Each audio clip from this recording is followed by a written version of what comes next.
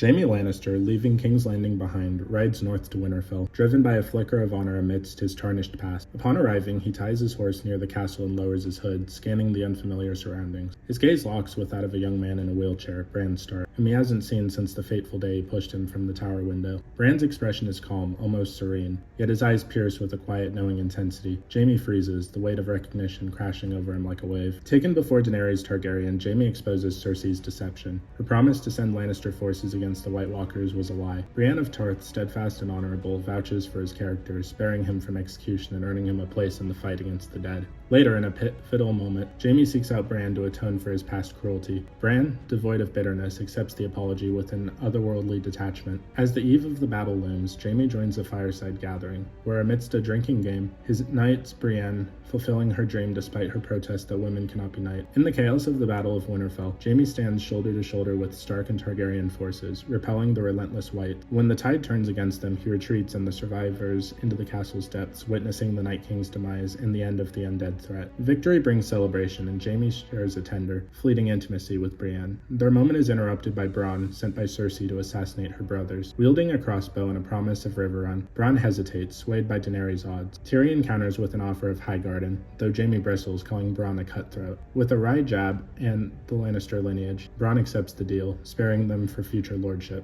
Yet peace is short-lived. News of the Iron Fleet ambushing Daenerys' forces reaches Jaime, igniting dread for Cersei's fate. Despite Bran's tearful pleas to stay, he resolves to return to King's Landing, unable to abandon his twin. His clandestine return falters when besieging forces capture him. Tyrion orchestrates his escape, urging Jaime to convince Cersei to surrender and flee to Pentos with their unborn child. Disguised as a refugee, Jaime slips into a war-torn city, only to face Euron Greyjoy barring his path to the Red Keep. In a brutal clash, Jaime slays Euron but suffers grievous wounds, his strength waning with every step. Reaching the war room, he finds Cersei, her composure fraying as the city burns. He persuades her to escape, but their flight is cut short. Drogon's fiery rampage seals the Red Keep's cellars with rubble. Trapped, Cersei clings to Jaime, pleading for their child's life. With a quiet resolve, Jaime assures her that only they matter now. They embrace as the ceiling collapses, the Lannister twins perishing together beneath the weight of their choices. In the aftermath, Tyrion sifts through the Red Keep's ruins, spotting Jaime's golden hand amid the debris. Uncovering their bodies, he finds them entwined in death as they were in life, an end to their bond. Brienne, honoring Jaime's complex legacy, pens his final entry in the Book of Brothers. She chronicles his noble deeds, knighting her fighting the dead, and concludes with the bittersweet truth: he died protecting his queen. Thus, Jaime Lannister's tale closes, not as the reviled Kingslayer, but as a man who in his final act chose love over redemption, sealing his fate in the ashes of King's Landing.